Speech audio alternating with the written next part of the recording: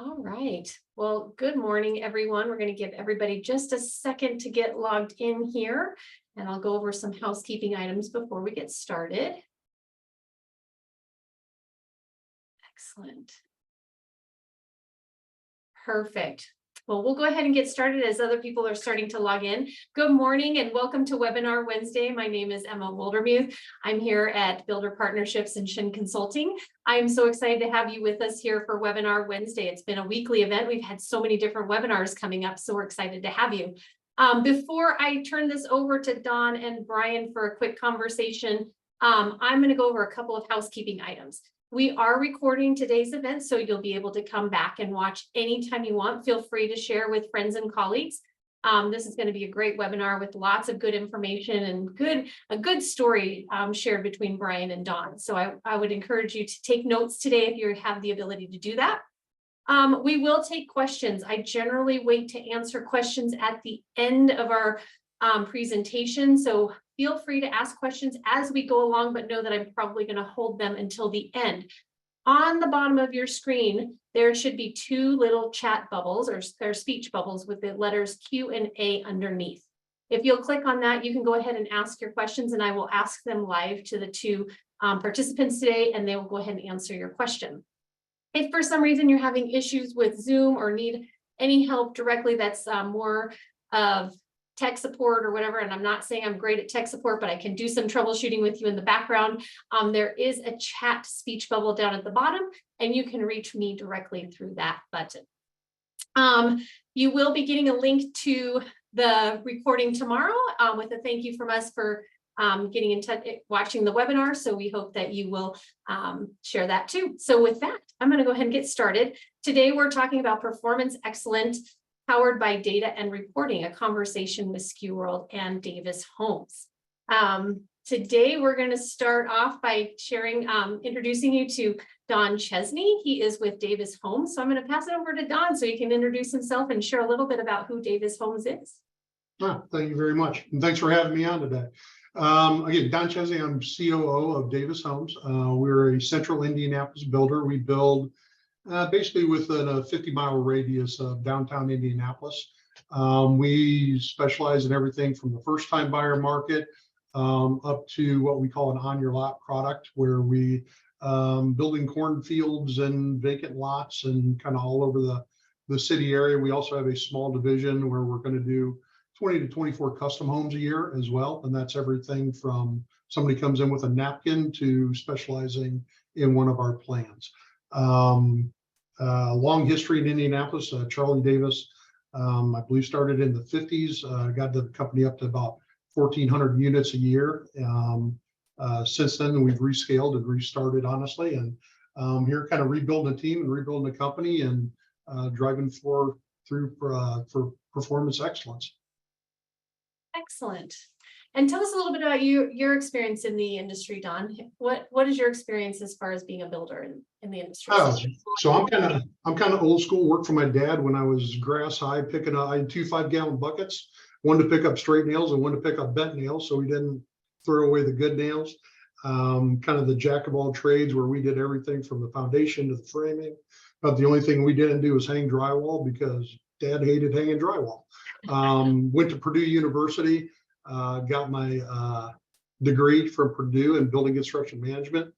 After I graduated there, came straight to the Indianapolis market coming out of school, and I've been working here ever since.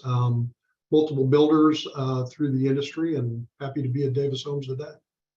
Excellent. Thank you for sharing. Next, I want to introduce Brian Smith. He's here with SKUWorld. So if you'll tell us a little bit about yourself and a little bit about SKUWorld. Sure, absolutely. First and foremost, I want to say thanks to Emma and Builder Partnerships for having us. Really appreciate that, and thanks to Dawn for sharing and being a great partner with us. So I just want to say that. Quick background myself: I'm a CPA and an IT person, and I've worked across many different industries, building high-end data analytics and data management for over 20 years, from Fortune 200 companies to what I'd say mid-market, which is still pretty big companies, to smaller companies as well, and kind of there within. And I will say this just to highlight one of the most exciting things is that where we're at with technology right now is that we can actually work and help companies do Fortune 200 type of analytics and data analytics for honestly a fraction of the budget what it used to cost. And almost that barrier to entry for a lot of the mid-market and smaller companies to actually produce those results. So I wanted to say that. We can definitely go over this quick SKUWorld. You want to go to the next slide and I'll just go through our. I'm going to make I want to focus on brevity to keep this short because everybody's much more interested in hearing what Don has to say than me. SKUWorld really focuses in world-class data management, and we're trying to bring Fortune 200 type solutions to mid-market and to smaller companies as it relates in the home building space. And with that said, we have 3 areas. Our SKU application is really managing SKU from images to SKU details and bringing basically collaboration and building a marketplace collaboration between manufacturers and home builders. That's really that collaboration piece that we have. We have over 700 manufacturers in our application. We have over 1 million SKUs, and we're really excited about that product that we're working on with the home builder side. The other area is our customer analytics. Won't talk too much about that today, but basically we have understanding who your customer is and understanding your prospects to really drive sales, drive revenue, and increase customer satisfaction with your organization. Those are kind of the 3 areas that we focus in on. And then what we're here to talk about today, which is our data management platform. One of the key things, and Don will talk a lot about this, but there's key components to this. And this is really about building a real data warehouse and having a real, that Fortune 200 level data warehouse where, yes, we have our ERP data, and that's one of the, no doubt, that is one of the key systems involved, but there's other applications and other data points that we enable from CRM, the web analytics to some of the other areas. And we're working with Davis on bringing in, even on the ERP side, there's other sets of data that they need to have stored outside of their ERP to really drive their reporting and analytics. And we're using Power Apps, we're using SharePoint, we're using Office 365 to help drive that from Microsoft perspective. I've done a lot of work with Microsoft over my career, and then that's one of the key areas, but really building that data management platform, to really drive analytics. And that said, that's what we're doing at SKUWorld. Yeah. And it's really, the purpose behind it is to really get accurate reporting. Is that correct? I mean, that's part of the reason why, we'll get into this a little bit more with Don, but that's part of the reason why there's that connection at this point, right? Absolutely. An accurate report is an interesting statement. I'm a CPA too, but I understand that. There's accurate reporting, but there's also a layer of abstraction to manage and organize your data in order for you to be able to really report well on. And I think that's one of the key things. There's a lot of business rules, and Don will go into started not closed is different across builders in terms of how they manage their data, and data and process actually drive a lot of what is truly accurate. And sometimes the problem is that a report can say one thing, but I'm trying to do a trending report over time. I don't necessarily have that data unless I took snapshots all along the way of the data, which we do. So you can't do trending if you don't have, if you only have kind of what as is data, right? So you have to take snapshots, you have to do a lot of different things to really build that accurate picture, I would say, of your data. Yep. Excellent. Well, thank you. Sure. And don't let him sell himself short. There's smart, there's freaky smart, and then there's Brian smart. Don't let him sell himself short on that. Yeah. Yes. I've had some conversations and I was like, I think I know what he just said. But with that, he's also easy to talk to because he can relate to our business and help us through the modeling and kind of gets into it. So he's been a great partner and can really speak our language to get the results we're trying to get to. Excellent. And on that note, do you want to share a little bit of why you decided to connect with Brian and his team over at SKUWorld? What were some of those? So the connection is really through the SHIM group at an executive summit, some previous relationships. And I was at the executive summit. We were starting to talk about some of our needs. And shortly after that, we had met and decided, okay, let's work together to build what we're trying to build via reporting and data accuracy and a lot of things Brian alluded to earlier. And since then, it's been a rocket ship of improvement through those efforts. Excellent. What What about the access to data? I know that you were trying to connect data from different locations. How is this helping you bring your data together? So the easiest way I could put it, we're a home builder, right? We're not IT. I know how to put wood together and build beautiful homes and have happy customers at the end. And that's obviously a very important part of what we do every single day. What was the need for us to get better? Was the visibility into our data, and how do we utilize that data? And one of our headlines when we went into this exercise was to give the gift of time back to our employees. And there have been little intangibles along the way. So we have 3 draft people on staff, and in a sale, we just kind of assigned those as projects came up. And a salesperson, to find out who their draftsperson was and what the status of that effort was at that point in time, it was 20-30 minutes of calling in, trying to figure out. And part of giving our team the gift of time back was giving them a reporting tool that they could access immediately, real-time data, so they knew exactly who their draft person was, what the status was, what the expected completion date was, and just that simple little piece of information they're getting in seconds instead of 20-30 minutes at a time, just trying to drag through the office to figure out who's doing what and when. And when you put it all together, that's just one step in our soft cycle process that flows through the permitting, going into the design center, where it's at, as far as financing goes. You start looking at all the little entities and all the effort just to find out where my job is at and what's next. It's all at our team's fingertips immediately. So prior to this, were they going into different like maybe programs or files or whatever and making several different phone calls to get this information? What was the process prior to, and how did you get in there to help them do what he's saying? So we were email addicts. We were addicted to email. And to go into a 1-hour meeting and not come out without no less than 200 new emails would be a good day. So we just communicated via email, and it would be broadcast emails. Where is this job at? Who's drafting this home for me? And you would hit me and the head of purchasing and the head of drafting and the superintendent and sales, and people were just getting flooded with emails when all they had to do was all they have to do now is look at a report, and there it is. So our email chatter has diminished dramatically through this process. Yeah, we all know that once you start on the email train, it's a whole cycle. You don't get out for hours. So and what's the safest way? Copy everybody. And I told everybody, but then everybody gets it, but nobody takes ownership of who is going to resolve that issue. Exactly, because there's 17 people on the email. Somebody else has it. So what did you do to help solve that problem? What were some of the things that SKUWorld did to consolidate that information into one report?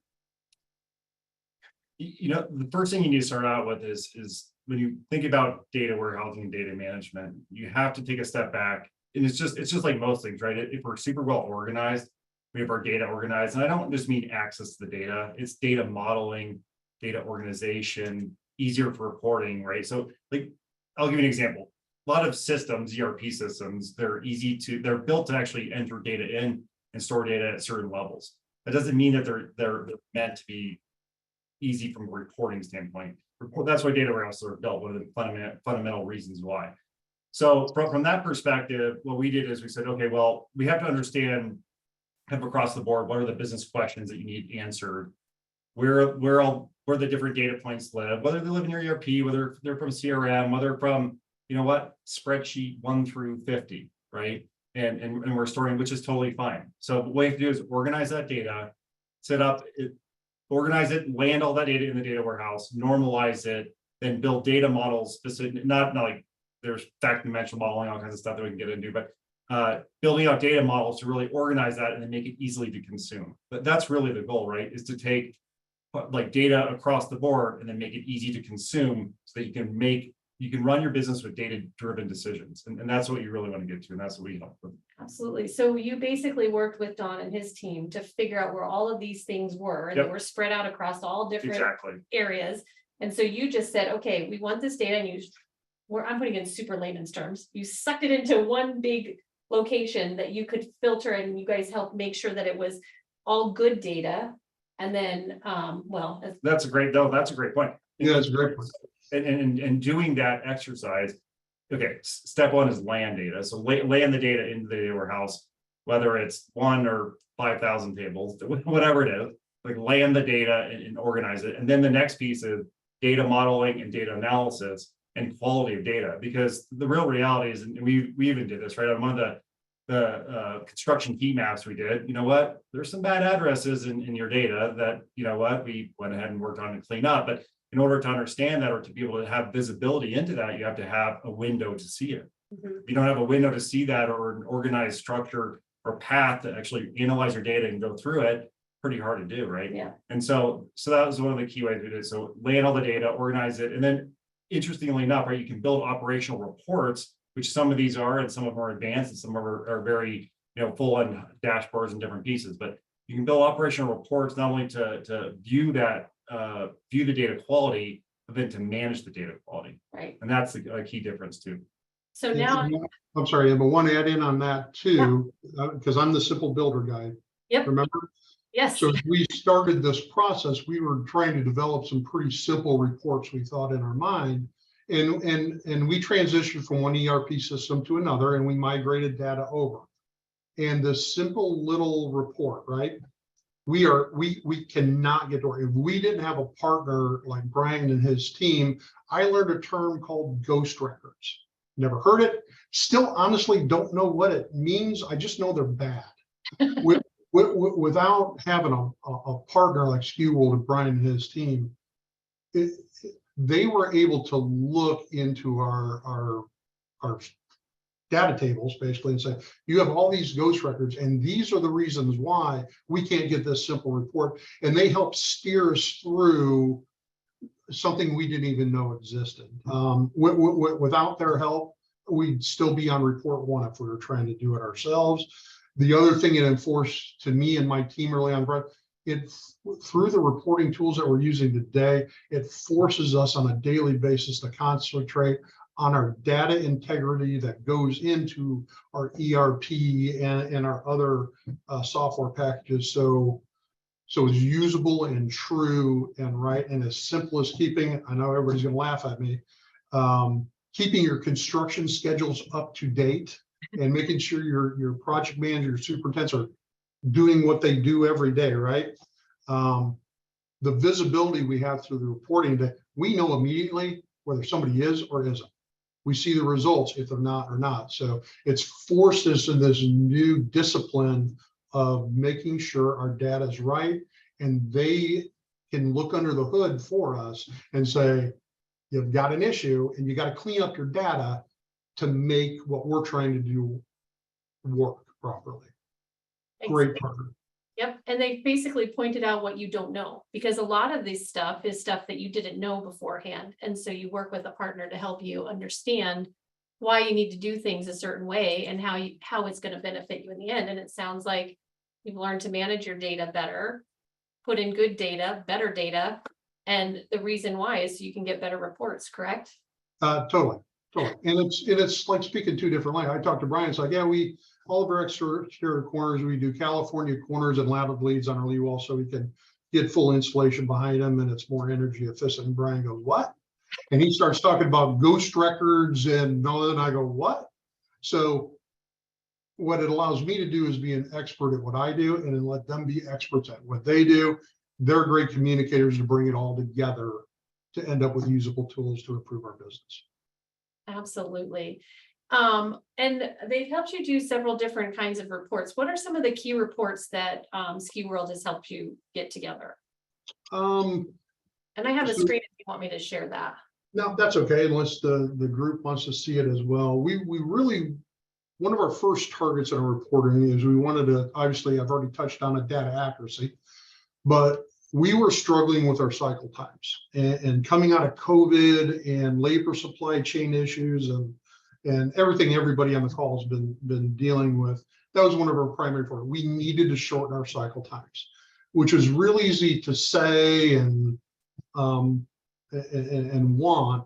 But so we drove SKUWorld to help us get data to help us identify holes in our processes to reduce our cycle times. And we've made great progress. So we started with the Constat report, which then shifted immediately into a soft cycle report. Our definition of soft cycle goes from point of sale to when we dig the footings for the home. And then shortly after that, we jumped into our construction cycle report as well. So we've got a master Constat report. So when I referenced earlier, our salesperson wanted to know who their draftsperson was. They go to Constat for that bit of information. And then we've got another report that's solely focused on the soft cycle and soft cycle activities.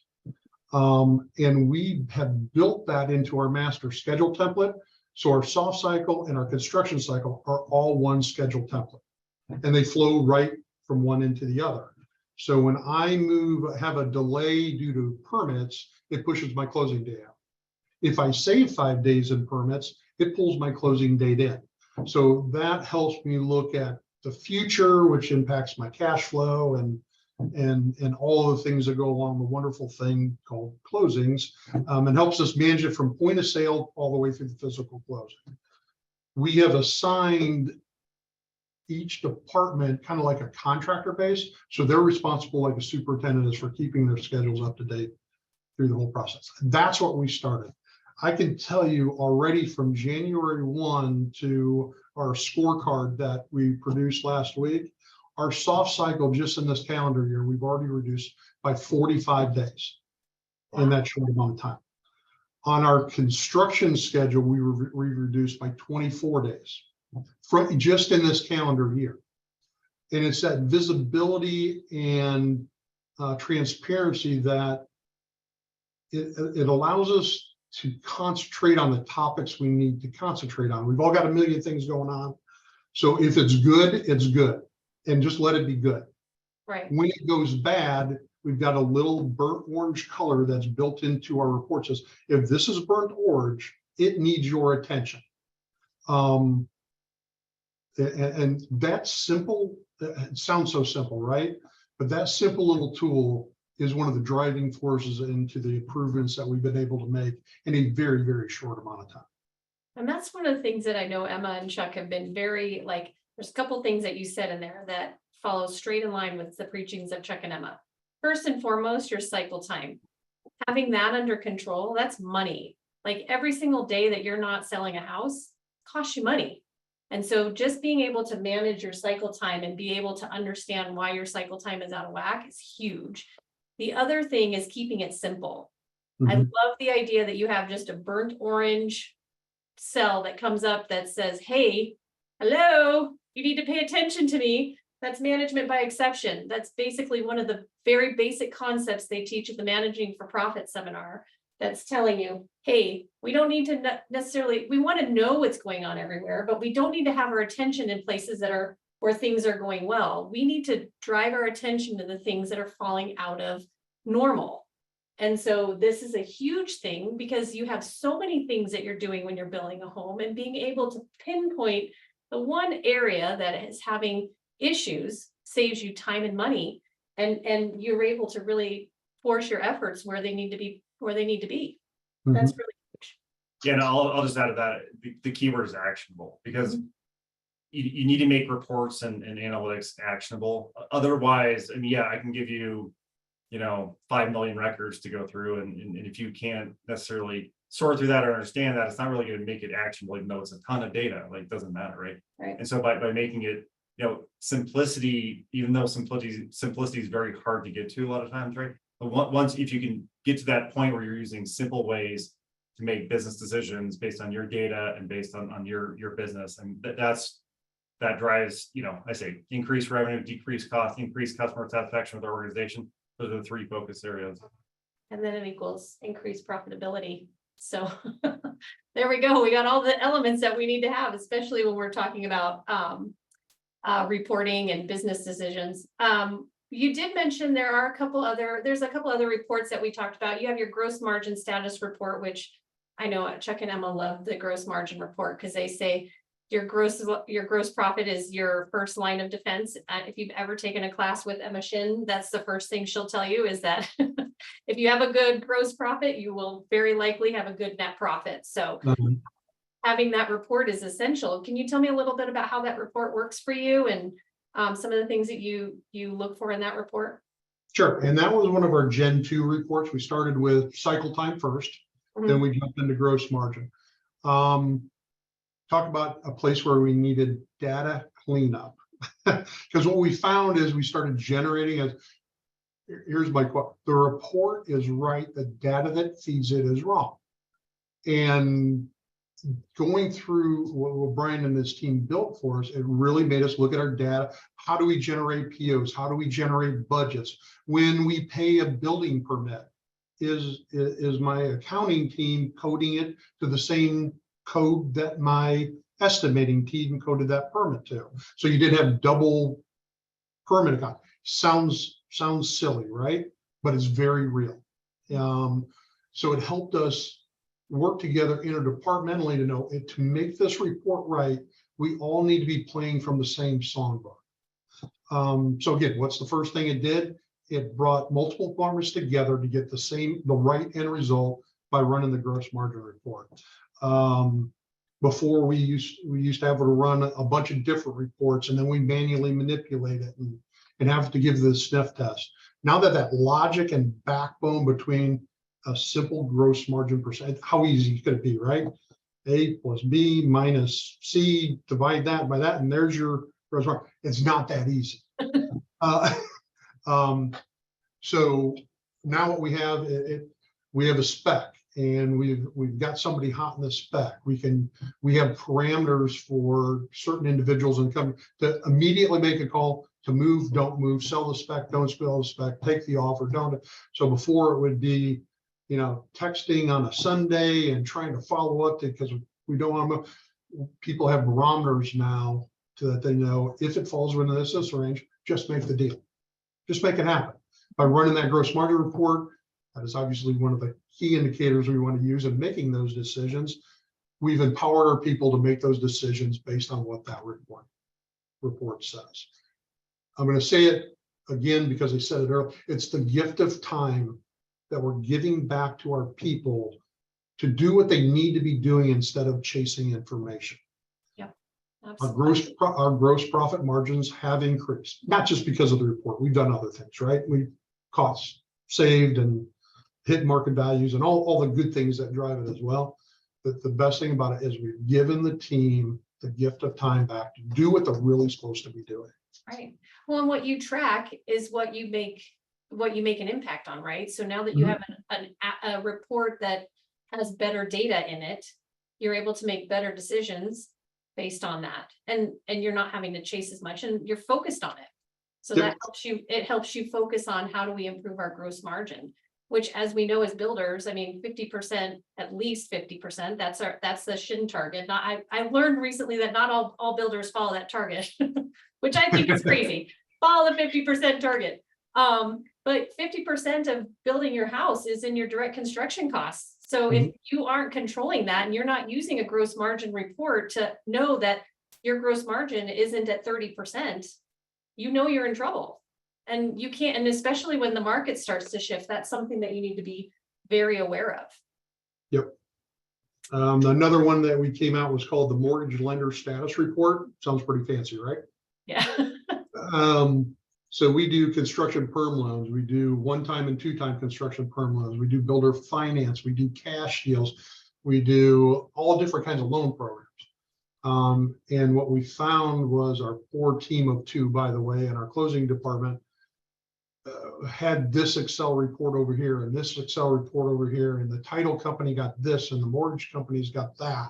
And we found out we were typing Mr. and Mrs. Jones, the buyer's name, in 4, 5, 6 different reports, Excel reports.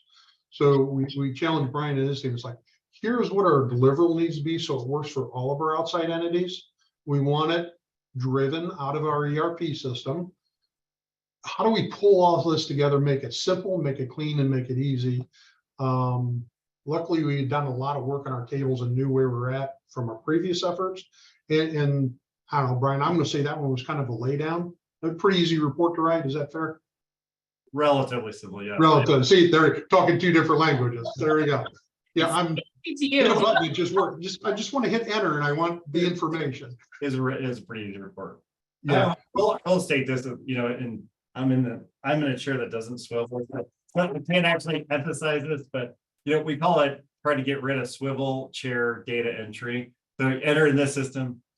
Yeah. enter in this system, right? So I can't swivel. I'll probably hurt. I don't know. Be careful here, rather. So, but getting rid of that duplicate data entry, or to your point, Donna, but spending so much time, getting data organized or putting in Excel spreadsheets and getting like we were with Ken, your team, he's great. He's really smart. He's really good. Giving him time though to be able to focus on using, all the information knowledge that he has to solve better problems for the business as opposed to swivel chair data entry. That's a great thing. So it's one source of truth and not 7. Exactly. And by the way, so it also to that point, it leads to all kinds of problems, right? Every time we go to the manual process, if I know that it's entered something that are even manually or multiple times manually, I know that I can probably build a report application to go find tons of errors. It's and that's not just the old auditor and me either. Yeah. Well, I was just looking at a report from another builder and they sent us this sheet with all these costs. You could tell that they entered it each time because one was 1264, so 1264, and the other one was 1864. And you're like, Yeah. Oh, what they did was they just messed up and they did the 8 instead of the 2. Right? Exactly. Or even you're going into an application, Excel, and it's 0157. Well, you have the wrong field in Excel, that might put, it might get rid of the zeros and that's not the right number. And right. Just manage, it seems so simple, but and those are simple pieces, but when you add them together, it's a lot of time and money. Yeah, exactly. Yeah, and the last kind of big report that we've accomplished is called our PO activity report. And this is a great example of a report where we had this little need. We thought we needed to know X. And as we started auditing from the accounting team, from the field team, talking to our contractor base, this little report ballooned into a very usable big tool. And one thing to caution everybody on, we had this little need that ballooned into this giant report, right?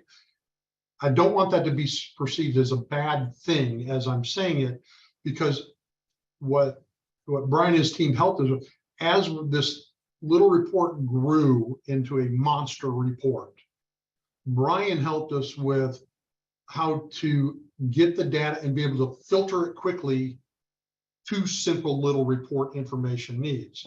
So it grew from, we just wanted to know all the activities that the superintendent had marked complete in the schedule, but hadn't paid for it yet. Because we're getting feedback from contractors, you're not paying me on time. That was our rock to figure out. Well, why just POs? Let's look at VPOs. Let's look at work orders. Let's look at duplicate VPOs. Let's look at when they were paid. Let's add a check number to, and all of a sudden, boom, boom, boom, boom, boom.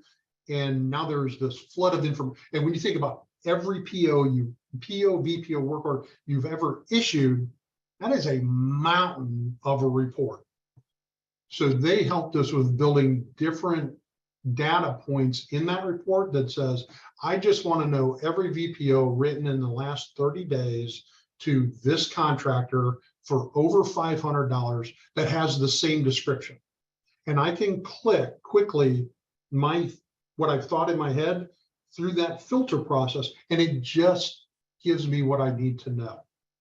That little tool I look at least twice a week. We are starting, this will be the first month. Every month, we're going to do a month-end audit on every VPO review, every PO review, what's been paid, what hasn't been paid. There are good reasons why contractors haven't been paid on committed work. That tells us internally that I've got contractor A that's getting 85% done, 90% done. Now I can concentrate on contractor X is constantly hitting that mold. It's time for us to have a conversation to work with and make contractor X a better contractor. And how do we get him to the finish line every single time he shows up to one of our job sites? To be that desired builder from the contractor base, we help our jobs be more complete. So when they show up, they can do their job 100% and go on to the next job. So like I said, there's a little need turned into this beautiful display of information that isn't just paying contractors on time, it's helping our contractor base and us looking in a mirror saying, were we a reason that they couldn't complete that last 15%? Let's fix it. Because when the going gets tough again, who do I want to be?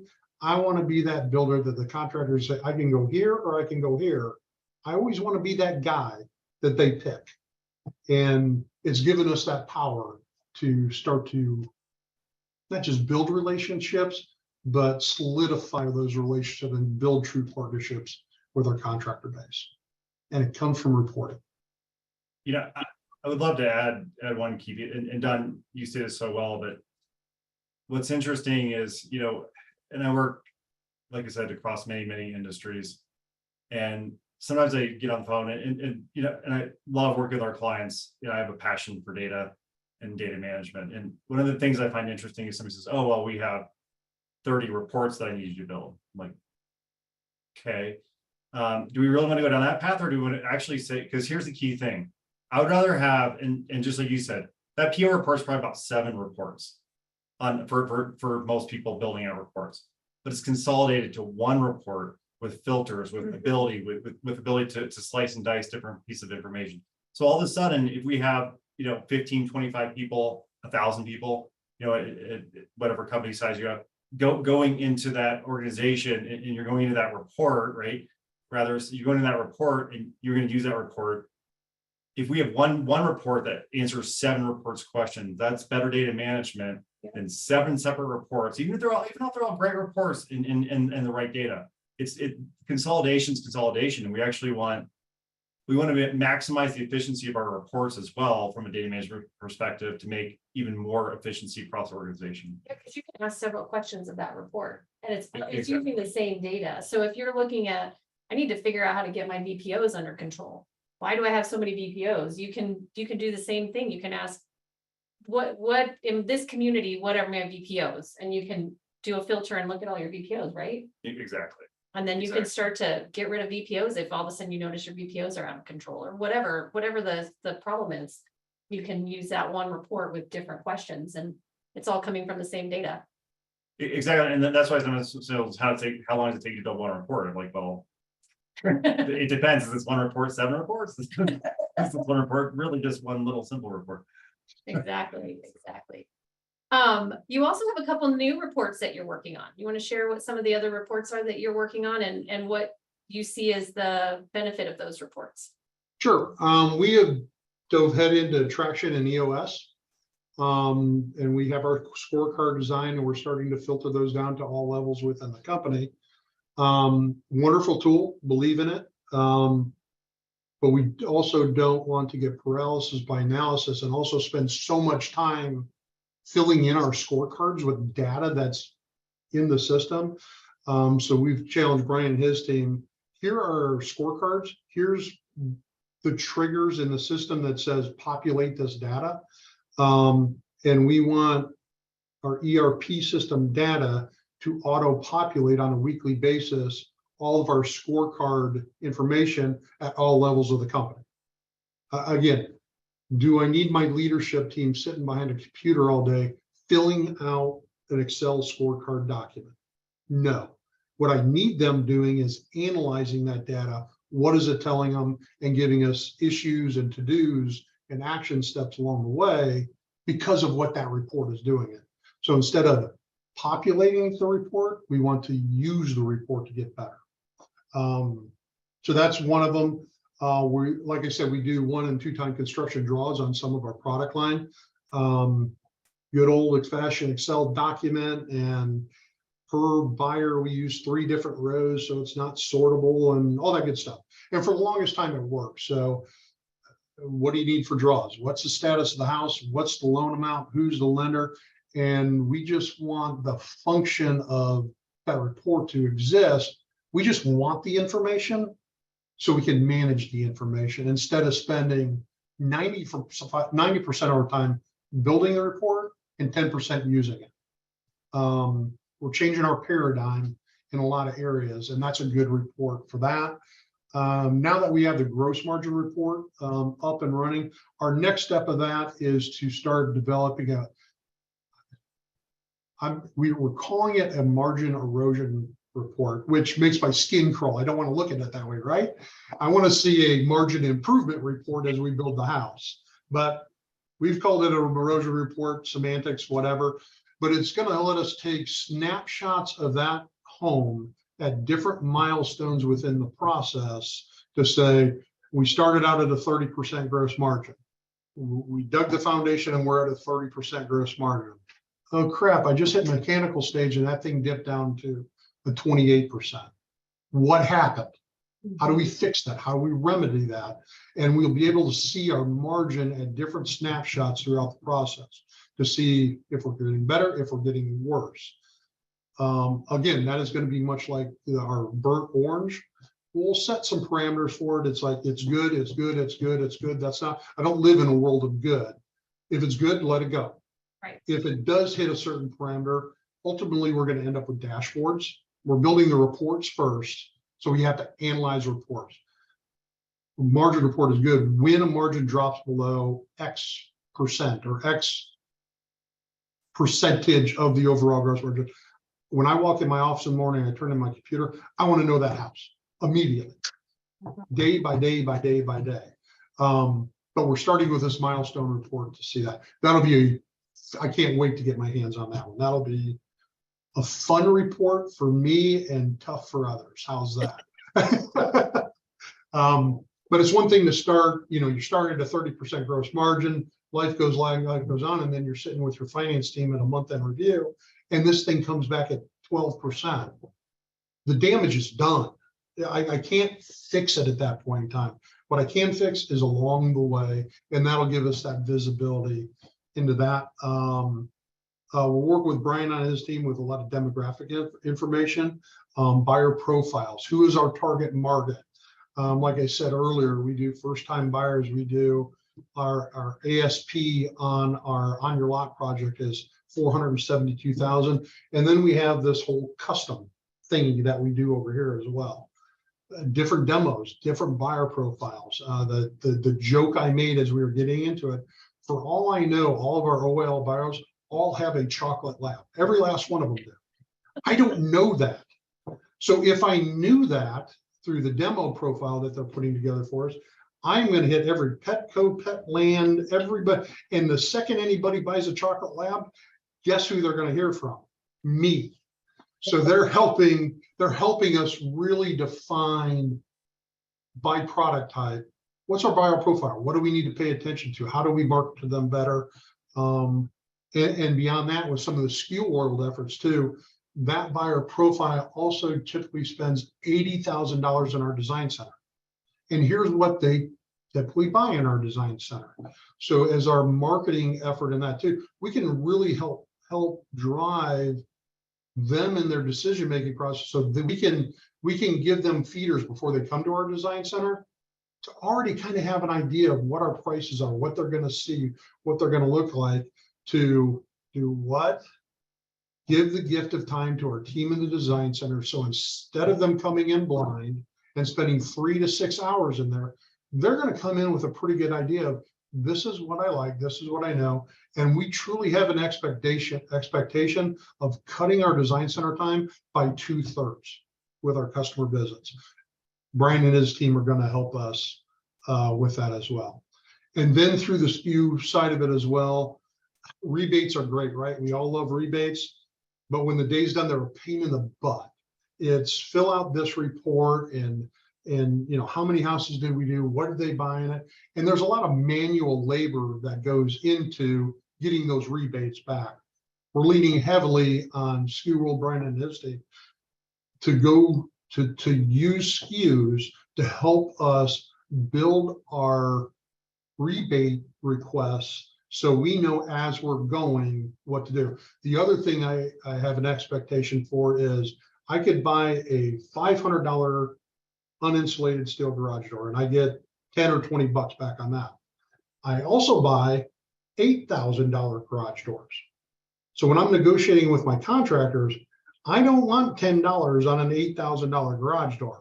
When I buy that $8,000 garage, I want something pro rata in value in my rebate when I do that upgrade door as well. The visibility and stuff that will auto populate for us will give me that negotiating power on the rebate side when I'm meeting with my contractor base to negotiate at a different level than I've ever been able to do before. So what we're doing, I buried it under rebates in the reporting. It also is going to give us negotiating power, and it's also going to give the gift of time to our customers and our buyers as well at their time in the design center. The other thing it's going to give my field team is we bought this double oven that's in a built-in. For some reason, the manufacturer decided to make every double oven a different size cutout, which means I'm always going to cut it out wrong. It's just Murphy's Law. I'd like to find Murphy someday, and he and I are going to have a conversation, by the way.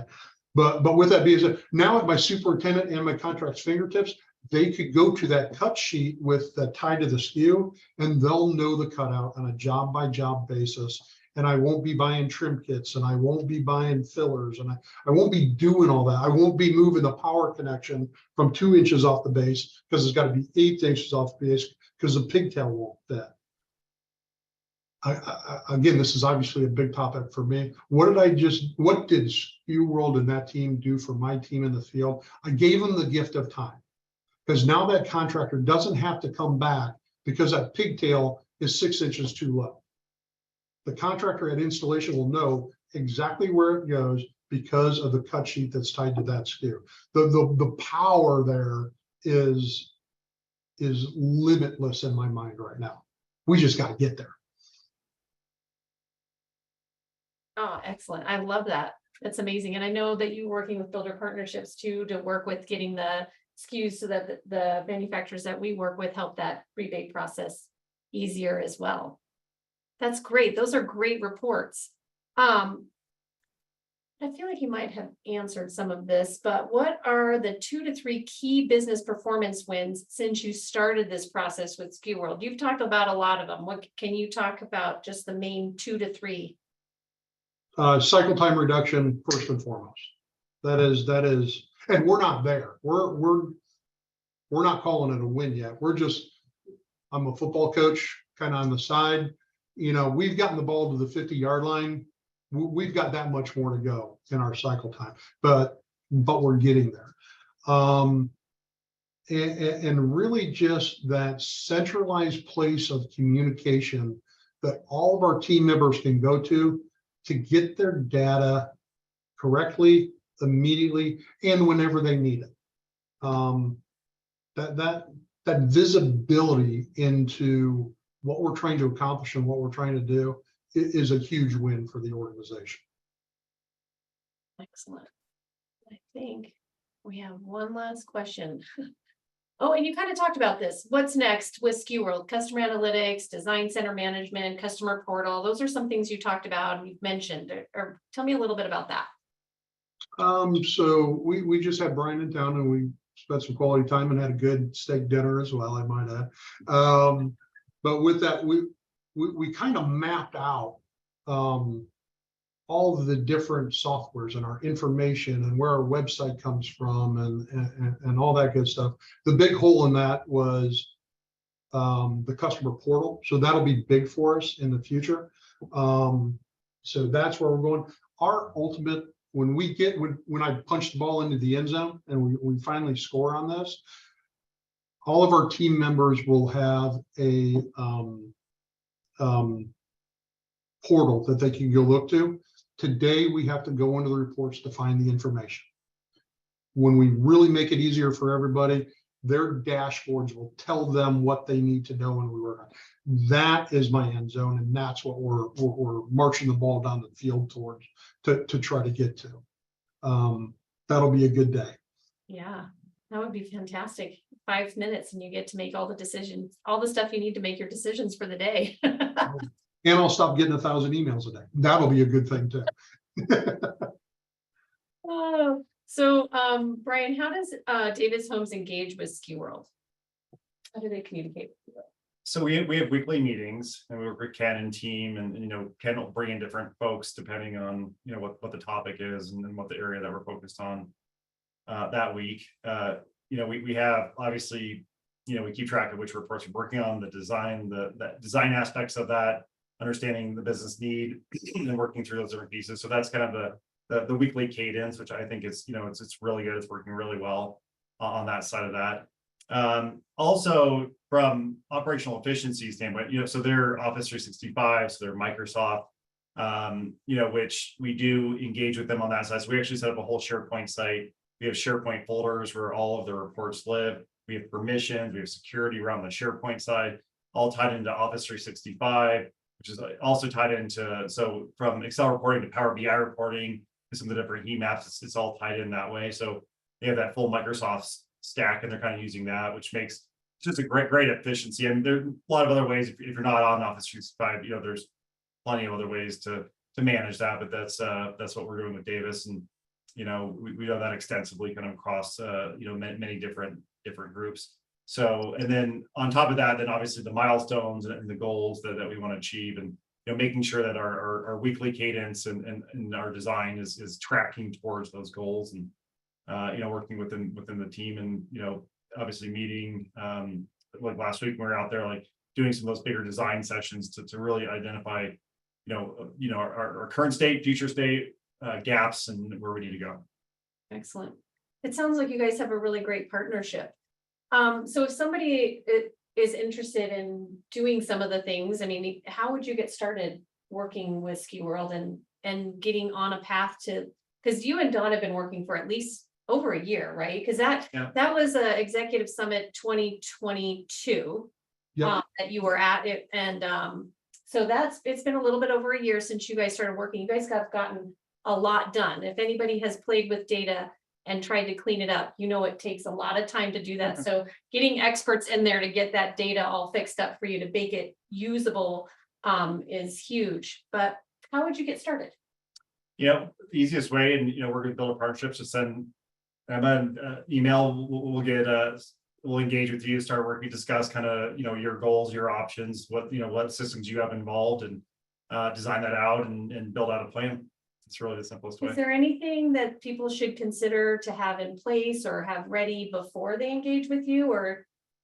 No, but I would like to emphasize that, we can work in a lot of different ways, right? So if you're like, well, we don't have time for once a week meetings, for example, up front, like that's totally fine as well. So just keep in mind that, okay, understanding which systems you have, that's a good thing, but you can always start small. I will emphasize that too. You can start with just your ERP, or maybe you want ERP, CRM, or different kind of levels of engagement. You don't have to start so big, and I need to get every single piece of information together before we do that. We're very agile in our work effort and in the way that we do things. So you can always start with one system, one problem, solve a problem. But as we do solve those problems, I would emphasize this: we do want to build the proper infrastructure and deploy the proper infrastructure, because without that, it's not that path to grow, right? We can band-aid a small problem and solve it for you. Oh, this one little integration here, or this one report. That's not. If you want to engage properly, like, let's make sure we have the right infrastructure to grow, even if we're starting out small. Excellent. Well, I don't have any other questions. Do you have anything else you'd like to share? No, just I thank Don. Thank you again, and Emma. Like, I would just like to emphasize, data management. It's a process, and by the way, it's not a destination. It's an ongoing process. So I don't think it's not like, oh, we're going to get there. Just like Don said, I think we're a little bit past the 50-yard line, but you can. So goal for cycle time. I get that one. Did you always improving site, because you only talked about cycle time. So we'll just, everything else he said he said everything's great. But with his goal for cycle time, I'm sure everybody wants to make it better, because the more time you have a house on the ground not sold is not a good thing, so. But yes. So, yeah, but I would just, thanks again. I think, start small, figure out a way to engage, on the SKUWorld app side, which we're really diving into now, or the customer analytics pieces, there's using data management to drive your business in areas that you may or may not have thought of. We can help you think through that. And I think that's just another kind of key emphasis I'd like to point out. Yeah, and we work closely with you guys too, and giving you some reports that we feel are really important, that sometimes you think you can get out of your ERP, but you can't necessarily get out of your ERP. So we've had a close relationship too, to help share some of the reports that Emma in particular finds extremely important to running your business and making good business decisions. So we've really enjoyed that relationship. I don't see any questions, but if anybody has any questions, I'll give you a couple minutes here to wrap up and ask your questions. But Dawn, I want to thank you so much for being here today and sharing your story. What an incredible journey, going from not having any idea what your data is to having these incredible reports and saving your team time, saving money, driving down cycle time, and ultimately improving profitability in your organization. Well, thank you. And thanks for having me. It's always a pleasure. Say hi to mom and dad for me. Will do. They'll be seeing you next week at your builder group meeting. We will. Yeah. I like to call it a support group for builders. There you go. Yeah. Group counseling, so to speak. Group counseling. Yes. Hey, to throw on Brian and his team, thank you for everything you've done for our company. You are a true partner in your efforts. And it does not go unseen and or unnoticed. It's been a pleasure. Thank you. Really appreciate that. And thank you so much for being here with me today. I mean, I never get to do a webinar with somebody in the office with me. So this is a real treat to have somebody local to do a webinar with me. So thank you so much for driving over. It was a pleasure sitting here with you today and with you, Dawn. And with that, I want to thank everybody for joining us today. Join us next week for our next webinar Wednesday. I look forward to seeing you all next week. Have a great afternoon. Thanks, everybody. Thanks. Appreciate it. Bye-bye.